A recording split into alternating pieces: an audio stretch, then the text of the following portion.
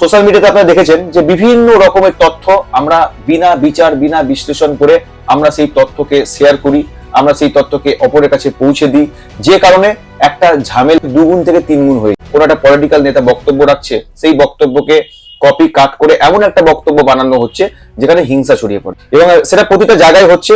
এবং বিভিন্ন রকমের সোশ্যাল মিডিয়া যে সমস্ত পেজগুলো আছে সেখানেও হয়তো উত্তরপ্রদেশে কোনো ঘটনা ঘটছে সেটা বাংলাদেশের ঘাড়ে চাপানো হচ্ছে, বা বাংলাদেশে কোনো ঘটনা ঘটছে সেটা উত্তরপ্রদেশে চাপানো হচ্ছে, বা উত্তরপ্রদেশে কোনো ঘটনা ঘটছে সেটা হয়তো বিহারে চাপানো হচ্ছে। এই যে তথ্য এবং বিভিন্ন রকম ভাবে যে তথ্যের বিকৃতি ঘটানো হচ্ছে, এই জায়গায় আমাদের প্রত্যেককে সতর্ক থাকতে হবে। আজকে সোশ্যাল মিডিয়ার দরুন আমরা আজকে অনেক এগিয়ে গেছি, ঠিক কথা।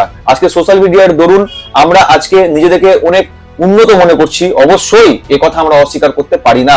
কিন্তু বর্তমানে যে ধরনের বাতাবরণ তৈরি হচ্ছে, এই বাতাবরণের পিছনে কিন্তু সোশ্যাল মিডিয়া দায়ী।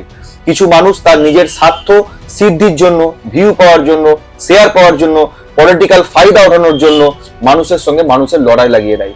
তার প্রকৃষ্ট উদাহরণ বাংলাদেশ, তার প্রকৃষ্ট উদাহরণ ভারতবর্ষের বিভিন্ন জায়গা। কেন ঘটছে আমাদেরকে বুঝতে হবে। আজকে মানুষের মধ্যে হিংসা বিরাজ করছে, একে অপরের প্রতি দোষারোপ, একে অপরের প্রতি অত্যাচার, অন্যায়। এই ঘটার পিছনে কারণ হচ্ছে তথ্য। আমি কায়মনোবাক্যে আমি প্রত্যেকটা শ্রোতাদের আমি অনুরোধ করতে চাই যে কোনো তথ্য যদি আপনি পান, সেই তথ্যকে দয়া করে বিচার বিশ্লেষণ করুন, ফ্যাক্ট চেক করুন, তারপরে সেই তথ্য অপরের সঙ্গে শেয়ার করুন। এটাই আমার অনুরোধ। কারণ বিনা বিচার বিশ্লেষণ করে সেই তথ্য কোথা থেকে আসছে আমরা জানি না, আমরা বুঝি না, আমরা শুনি না, অথচ আমাদেরকে উদ্দেশ্যপ্রণোদিত ভাবে আমাদেরকে শেয়ার করানো হচ্ছে। এতে আমাদের সমাজের শুধু ক্ষতি ঘটছে না, এই সমাজের প্রত্যেকটা মানুষের প্রত্যক্ষ এবং পরোক্ষভাবে ক্ষতি ঘটছে, যেটা হয়তো আজকে আপনারা বুঝতে পারছেন না। আজকে যে লড়াই আমরা নেমে এসেছি, এই লড়াই আমাদের সমাজকে কখনো ভালো জায়গায় পৌঁছাতে পারে না। আপনারা খুব সূক্ষ্মভাবে ভেবে দেখবেন তো, যাদেরকে আমরা আদর্শ মানুষ হিসেবে মানি, তারা কি আমাদের কখনো বলেছে যে তোমরা নিজেদের মধ্যে হিংসা বিদ্বেষকে ছড়িয়ে তোমরা কিছু অর্জন করতে পারবে? এটা কখনোই সম্ভব নয়।